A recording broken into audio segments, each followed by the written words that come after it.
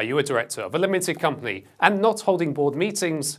Well, stay tuned to find out 9 reasons why you should be holding them.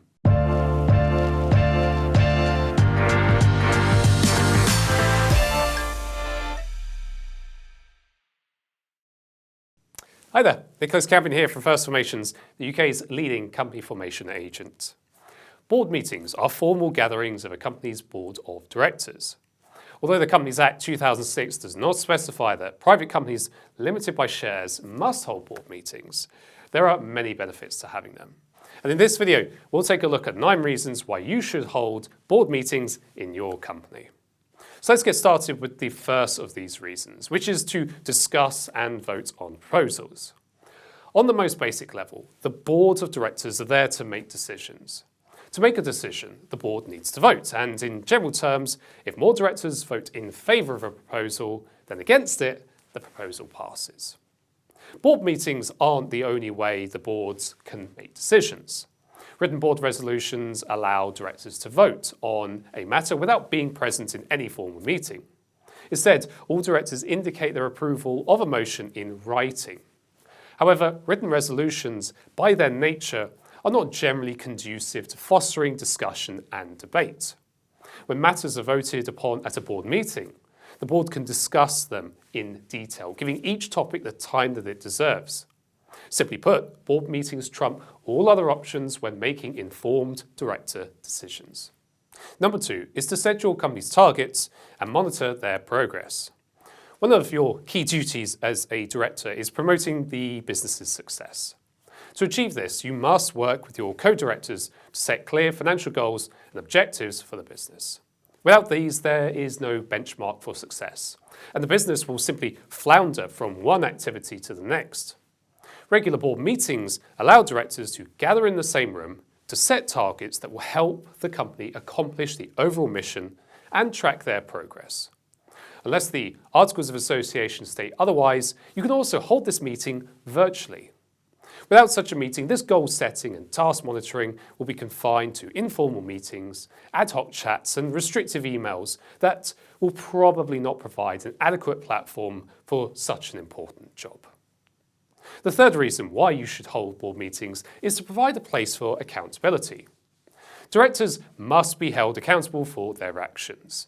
A board meeting provides a suitable formal opportunity for directors to explain the reasoning behind their decisions and receive guidance from their fellow directors on the areas in which they are not excelling.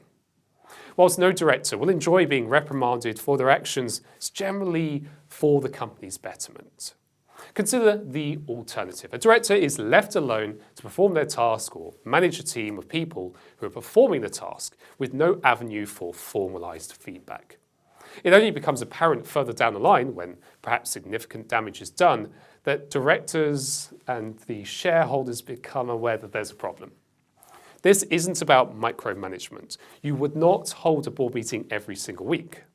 However, by scheduling regular board meetings, maybe bi-monthly or quarterly, directors know that they need to report on the work that they have done or that they have supervised. Next is to ensure that the board is acting collectively.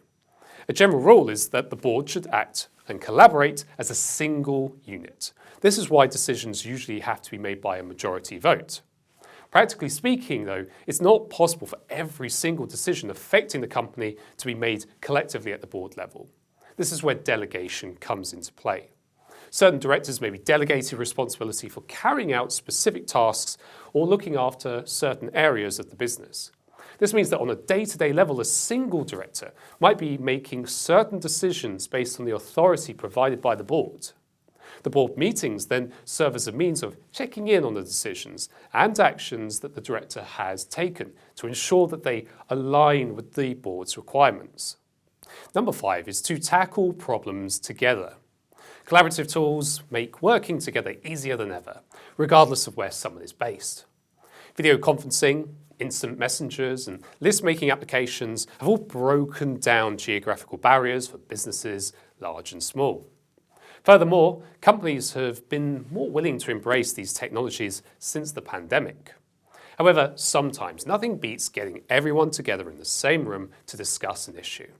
When the business encounters a problem, a physical board meeting allows the key decision makers to quickly gather and work towards a solution that complements back and forth discussion. And because board meetings must be minuted, the company can legally protect itself through documented minutes, as those minutes serve as evidence of the matters discussed and the decisions that were made. Now, let's move on to number 6, which is to keep everybody in the know.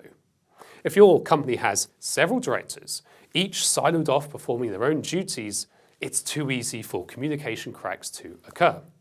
Yes, you may have a functioning intranet, active group chats, and regular emails, but if individuals are too busy, reporting everything can become tricky. And sometimes not everything feels newsworthy enough to warrant a dedicated email.